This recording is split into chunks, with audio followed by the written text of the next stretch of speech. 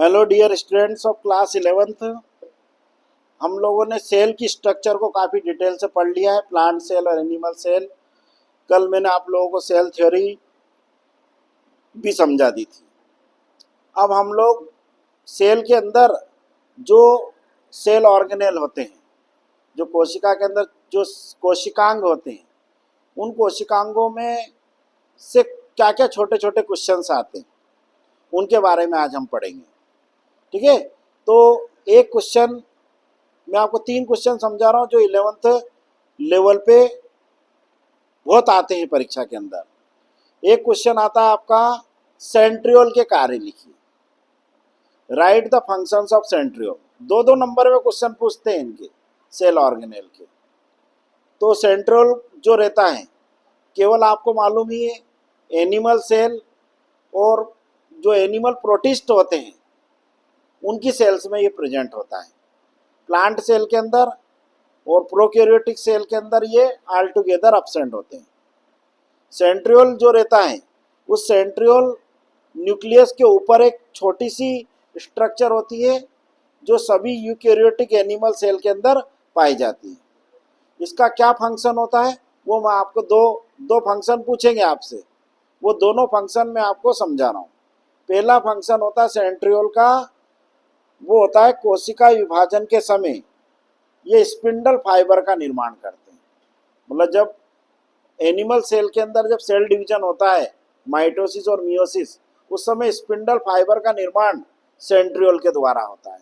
तो सेंट्रियोल का क्या कार्य होगा इंपॉर्टेंट, कि they help in formation of spindle fibre during cell division. Second important function क्या होता है सेंट्रियोल का, सेंट्रियोल जो रहता है वो सेल डिवीजन की प्रोसेस को या कोशिका विभाजन की प्रक्रिया में महत्वपूर्ण भूमिका निभाता है। मतलब सेल डिवीजन भी कभी कंप्लीट होगा जब सेंट्रियोल डिवाइड होगा। मतलब जैसे ही सेल डिवीजन स्टार्ट होता है, इंटरफेज को जैसे ही सेल क्रॉस करती है, तो उसका जो सेंट्रियोल होता है वो सेंट्रियोल भी 2 भागों में डिवाइड हो जाता है। तो सेंट्रियोल का अल्टीमेटली यूँ कह सकते हो आप लोग, सेल डिवीजन की प्रोसेस में बहुत इंपॉर्टेंट रोल होता है। फिर एक क्वेश्चन आता है जो कि 3 नंबर में पूछते हैं और इसका आंसर केवल आप समझ के लिख सकते हैं। मतलब आप इसको गाइडों में, बुक्स के अंदर दे तो रखा है, बट आप उसको समझो पहले कि क्यों कहते हैं और क्या इसका आंसर लिखना है। मतलब एक पर्टिकुलर उसका आंसर आप अपनी लैंग्वेज में भी लिख सकते हो। ऐसा क्वेश्चन आता है कि लाइसोसोम को कोशिका की आत्महत्या की थैली क्यों कहते हैं। Why lysosome are considered as a suicidal bag of the cell. तो क्यों कहते हैं ये समझते, कहते हैं ये तो आपको मालूम है, पर क्यों कहते हैं, ऐसा ऐसा क्या काम करता है लाइसोसोम जिसके कारण से हमें उसे कोशिका की आत्महत्या की थैली कहते हैं। मैंने अभी आपको कल भी बताया था, प्लांट सेल में भी और एनिमल सेल दोनों में लाइसोसोम पाए जाते हैं। लाइसोसोम जो रहते हैं वो उनकी डिस्कवरी डी डुवे एक साइंटिस्ट थे, उन्होंने सेल के अंदर की थी। और ये जो लाइसोसोम होते हैं, इन लाइसोसोम का फॉर्मेशन, मतलब लाइसोसोम का जो निर्माण है वो गाल्जी बॉडी करती है। मतलब गाल्जी बॉडी से ये बनते हैं, ठीक है ना। अब लाइसोसोम जो रहते हैं वो लाइसोसोम सेल के अंदर ऐसा क्या उनका ऐसा रोल है जिसके कारण से हमने उन्हें आत्महत्या की थैली की संज्ञा दी। We named these suicidal bag of the cell. तो पहले तो ये याद रखो कि लाइसोसोम एक सिंगल मेम्ब्रेन से घिरा हुआ छोटा सा सेल ऑर्गेनेल होते हैं, राउंडेड। इनके अंदर एसिड हाइड्रोलाइटिक एंजाइम पाए जाते हैं जिनका पीएच मतलब 1 से लगा के 6 के बीच में होता है, मतलब लेस देन 7। और ये एसिड हाइड्रोलाइटिक जो एंजाइम रहते हैं ये क्या काम करते हैं, लाइसोसोम का बहुत इंपॉर्टेंट रोल है सेल के अंदर। सेल के अंदर इंट्रासेलुलर जो इन्वायरमेंट होता है, मतलब सेल के अंदर जो सेल के अंदर ही जो मटेरियल रहता है, उसके अंदर सेल के अंदर जो उसकी सेल की एक्टिविटी के द्वारा जो फ्री रेडिकल्स बन जाते हैं, और जो सेल ऑर्गेनेल है, जो सेल ऑर्गेनेल्स वार्न आउट हो जाते हैं। मतलब वार्न आउट का मतलब होता है कि वो सेल ऑर्गेनेल का अब सेल के लिए कोई फंक्शन नहीं बचा, जो कह सकते हैं अपन कि वो एज्ड सेल ऑर्गेनेल हो जाते हैं। जैसे माइटोकॉन्ड्रिया अब काम नहीं कर रहा है, राइबोसोम काम नहीं कर रहे हैं, आपकी गोल्जी बॉडी काम नहीं कर रही है ना, प्लांट सेल के अंदर क्लोरोप्लास्ट भी काम नहीं कर रहा है।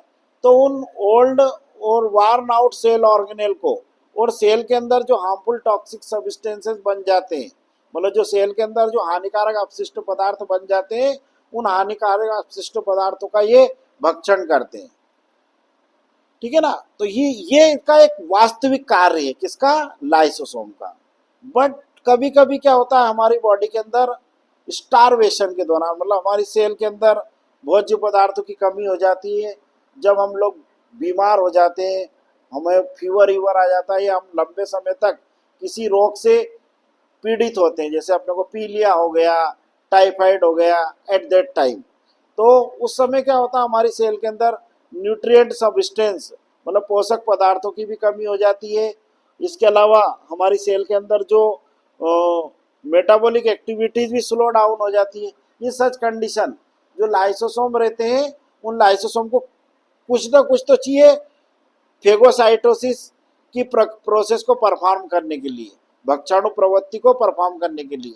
तो उनके अंदर जो सिंगल मेम्ब्रेन से घिरा है वो, तो उनकी मेम्ब्रेन ब्रस्ट हो जाती है, और उनमें जो एसिड हाइड्रोलाइटिक एंजाइम होते हैं, वो एसिड हाइड्रोलाइटिक एंजाइम रिलीज हो जाते हैं, और वो सेल के अंदर जो भी यूजफुल सेल ऑर्गेनेल होते हैं, जैसे mitochondria, गाल्जी body, endoplasmic reticulum, ribosome, vacuoles और इवन न्यूक्लियस, मतलब केंद्रक को भी, इन सबको नष्ट कर देता है। ऐसी दशा में इसे हम लोग लाइसोसोम को कोशिका की आत्महत्या की थैली कहते हैं।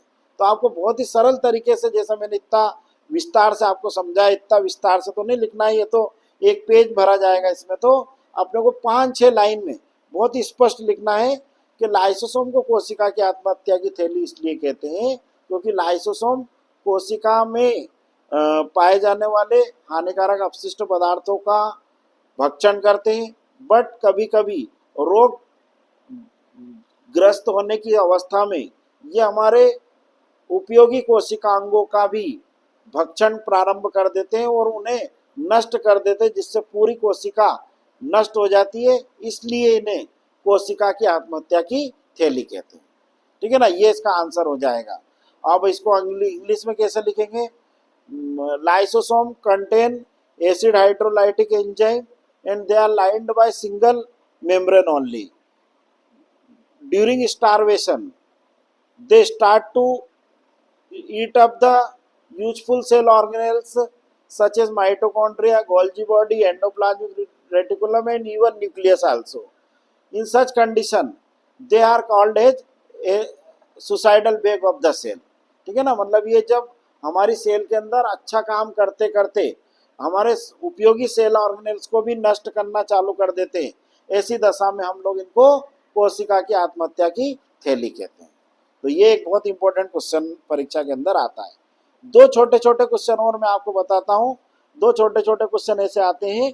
एक क्वेश्चन आता है, किन्हीं दो कोशिका के अंदर पाए जाने वाले अर्ध स्वनियंत्रित कोशिकांगों के नाम लिखिए, मतलब सेमी ऑटोनोमस सेल ऑर्गेनेल। तो सेल के अंदर जैसे अपन एनिमल है, तो अपनी बॉडी के अंदर तो केवल एक ही होता है, उस सेमी ऑटोनोमस सेल ऑर्गेनेल का नाम होता है माइटोकॉन्ड्रिया। ठीक है ना, माइटोकॉन्ड्रिया को आप ये तो जानते हो कि सेल का पावर हाउस कहते हैं। ठीक है ना, बट उसे सेमी ऑटोनोमस सेल ऑर्गेनेल या अर्ध स्वनियंत्रित कोशिकांग के नाम से भी जाना जाता है। Because in plant cell chloroplast भी होते हैं, माइटोकॉन्ड्रिया भी होते हैं, मतलब पादप कोशिका में क्लोरोप्लास्ट भी पाया जाता है, माइटोकॉन्ड्रिया भी पाया जाता है। इसलिए प्लांट सेल के अंदर दोनों होंगे और इन दोनों को अर्ध स्वनियंत्रित कोशिकांग कहते हैं, मतलब सेमी ऑटोनोमस सेल ऑर्गेनेल कहते हैं। तो अगर वन वर्ड में क्वेश्चन आया कि किन्हीं दो अर्ध स्वनियंत्रित कोशिकांगों के नाम लिखिए, तो उसमें आपको नाम लिखना माइटोकॉन्ड्रिया और क्लोरोप्लास्ट, मतलब semi autonomous cell organelle, mitochondria and chloroplast. और अगर ऐसा क्वेश्चन आ गया कि इनको क्यों कहते हैं, तो इसलिए कहते हैं क्योंकि इनके अंदर स्वयं का डीएनए होता है, स्वयं के आरएनए होते हैं और स्वयं का 70 राइबोसोम होते हैं। मतलब ऐसा कहा गया है कि mitochondria and chloroplast they are the cell within a cell, कोशिका के अंदर कोशिका है। Cell depend on mitochondria chloroplast for their biological activities, मतलब कोशिका अपनी जैविक क्रियाओं के लिए क्लोरोप्लास्ट और माइटोकॉन्ड्रिया पर निर्भर होती है, इसलिए इनको कोशिका का अर्ध स्वनियंत्रित कोशिकांग या सेमी ऑटोनोमस सेल ऑर्गेनेल कहते हैं। तो ये भी आपको याद होना चाहिए, ये क्वेश्चन भी पूछा जा चुका है परीक्षा के अंदर। इसके अलावा एक और वन वर्ड क्वेश्चन आता है कि दो मेम्ब्रेन विहीन मतलब झिल्ली विहीन कोशिकांगों के नाम लिखिए, write the name of two membraneless cell organelle. तो इसका आंसर हो जाएगा आपका राइबोसोम और सेंट्रियोल।